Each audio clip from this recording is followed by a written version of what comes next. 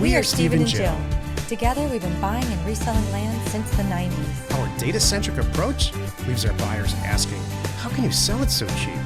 Here on the Land Academy Show, We answer that and more. I'm Stephen Jack Butala. And I'm Jill DeWit, and this is the Land Academy Show. This is episode number 2077. And today's topic is, well, we're talking about myths all week this week. This is our fourth myth. Real estate investment is risky. I don't think so.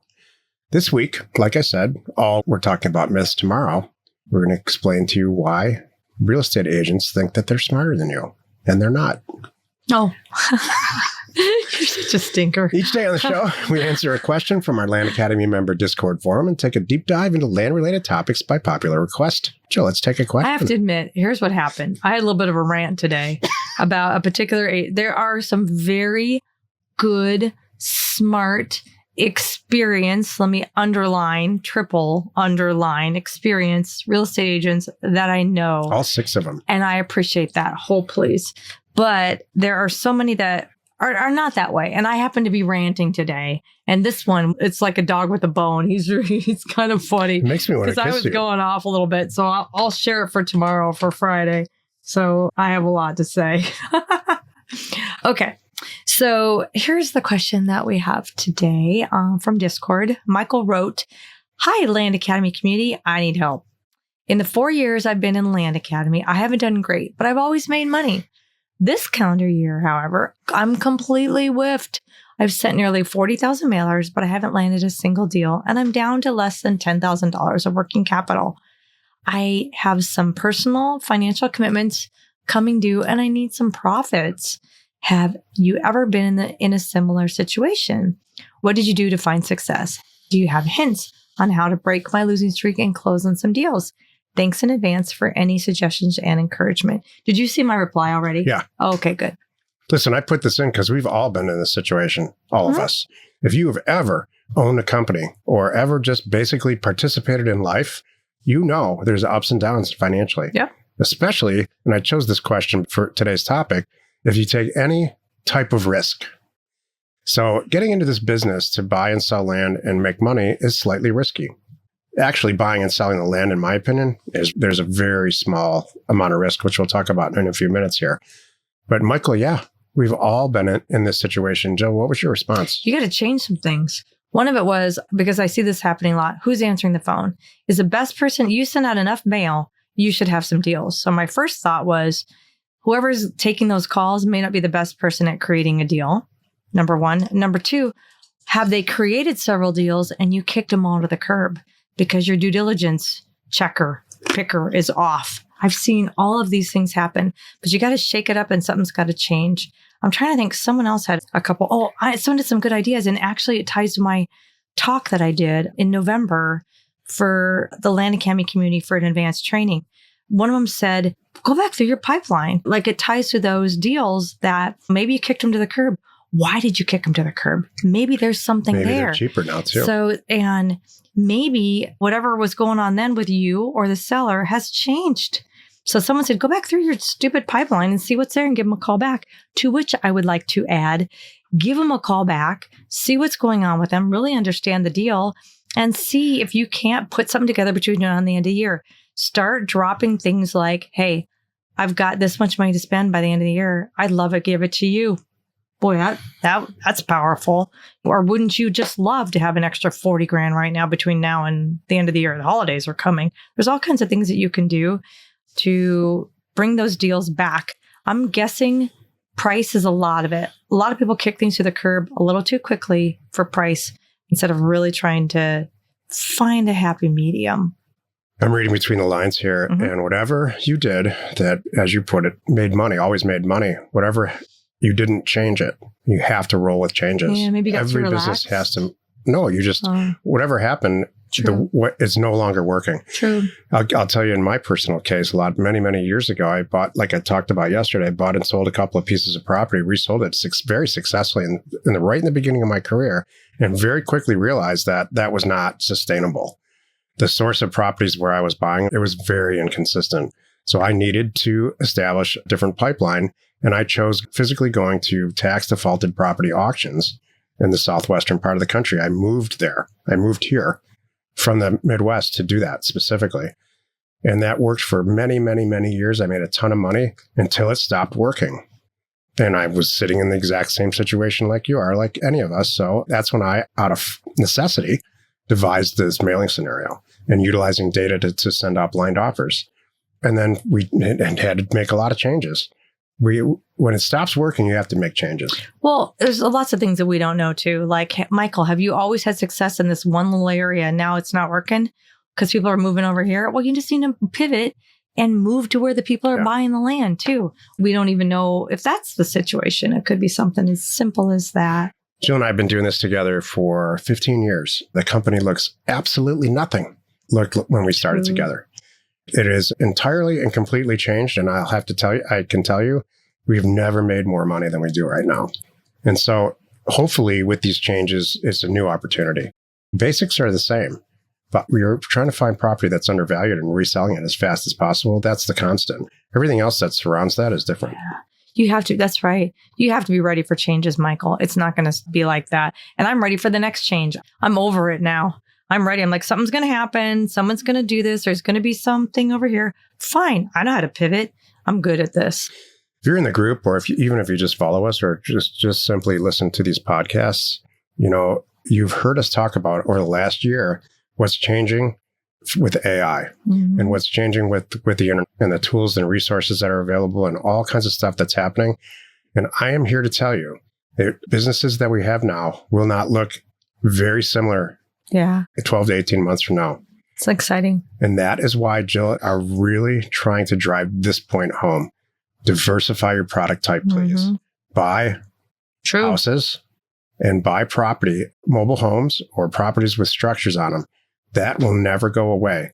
Buying and selling land will never go away either. But one of the reasons that we've done so well financially buying and selling land is because there's a lot of intuition-based decisions where data is involved. And the more information and data and resources that we get for land specifically, the easier this is going to be. And where it ends, and it might not be in our lifetime, but where it ends is the same way stock is traded. A share of Ford stock is probably worth around $10 or $11 today. I am not going to be able to buy that for $3 and sell it for $6 to anybody. Nobody in their right mind would sell their stock to me for $3 when it's worth $10 because it's a click of a button. Yeah. You got to change. Today's topic is myth number 4. Real estate investment is risky. Okay, I got 3 things. I've got risky, not risky. So you'll love this, okay? Number 1 for real estate investing, risky, borrowing money. Holy moly, taking on debt. What's the thing called? A personal guarantee. Woo, scary, risky. What's not risky? Paying cash, paying what you have, or better, or even I like this game. Using risky, not risky. Yeah.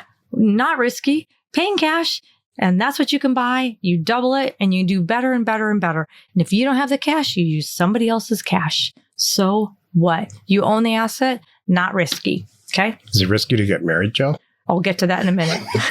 That's not on my chart. Okay. That was number 1. It's on my chart. Number 2, risky, not risky. Okay. Risky, guessing about where to send mail or using a dartboard. Super risky. Not risky.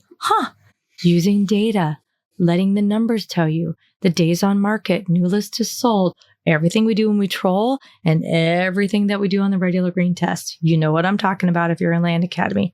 Not risky. What's risky is if you don't listen to it and you go, but I like this area. Hold on a moment. The math and the numbers and the data will tell you where people are buying, even if you don't know it. It tells you where they're buying and it tells you what to mail and it tells you how to price it. That's not risky. Number 3, risky, not risky. Risky. I got this. All I got to do is buy a property. Jack did it. He bought it off eBay. He just told me the whole story about it. I can do this. I have no education. I have no experience. I don't even, whatever. I don't know what I'm doing here. Oh, I'm YouTube certified. I couldn't read my notes here. It's kind of risky. Not risky. Get a mentor. Take some time. Learn it the right way, follow along with somebody, ask all the questions about how they're doing it, and then go repeat it or do it with them. Just join forces. Not risky. There is nothing more risky than doing nothing. That too. It is incredibly risky in this business to not send a mailer out. In fact, nothing is going to happen if you don't send a mailer out. True. Even if you do it all wrong, price it wrong, all kinds of stuff can happen in that mailer. You're still going to look at some deals and you're going to learn. And maybe you can get something out of them. Some of our best deals, we have totally screwed up. Offer too low, yes. offer too high, dream it up. You can add money. They love it if you have Those money. people pick up and the you phone. can take it away. If they get an offer Figure on it out. real estate, they're going to pick up the phone and call you if they're interested in selling or if they're angry. Yeah. Either way, they're on their phone with you. Yep. Make a deal out of it. Do what you have to. I want you to picture 3 houses on your computer screen, on your phone or whatever. The 2 houses on either, there's a house in the middle. 2 houses on either side are worth approximately $250,000. And you're about to buy the house in the middle for $190,000. Do you see risk in that? If the answer is, oh my gosh, yes, there's all kinds of things that can go wrong. You should listen to another podcast. Uh-huh. I see absolutely, categorically no risk in that. Mm-hmm. None. Whatever we potentially unable to discover during our due diligence process period, both for the physical asset and the market and the whole thing. Let's say there's some foundation crack or some crazy thing. We'll figure it out. Yeah. You brought up something good, though. You do have to dig in, spend the time, get to know the markets and understand why Jack says it's not risky when you have these 3 houses is for this exact reason. Jack is the pro at getting into an area, really understanding a zip code. He can tell you down to the dollar what is the break point in a certain area, and he knows how fast every 3-bedroom, 2-bath with a garage and no pool will sell for inside of 30 days. You just know. You know that money. You can analyze it. Jumping into something, not having that level of confidence and not spending the time to understand the market like that is risky. Doing it this way, not risky. It'll tell you what to do. The first step in reducing risk in any type of real estate investment is to surround yourself with people, however you think that's appropriate, who have already done it correctly. Exactly. We're removing a massive amount of risk, especially when deals come up or whatever, and you can ask your peers, us included, should I be doing this deal? Would you do this deal? Oh, no, I wouldn't do it. Yes, I would do it. Absolutely. You should get off the phone right now and go do this deal. Yep. And tell me if you need the money. Exactly. Doing nothing is incredibly risky. Perfect. Doing nothing and expecting something amazing to happen is just silly. Join us tomorrow where we talk about our 5th myth of the week. Real estate agents are smarter than you. I don't think so. You are not alone in your real estate ambition. You just love that. Okay. We're Jack and Jill. Information And inspiration to buy undervalued property. We hope you find our content valuable and we appreciate your support. If you have not already, please check out our channel and hit the subscribe button. And your comments and suggestions help us to create the content you're here for. Hitting the like button helps to support our channel's algorithm and gauge your interest for future shows.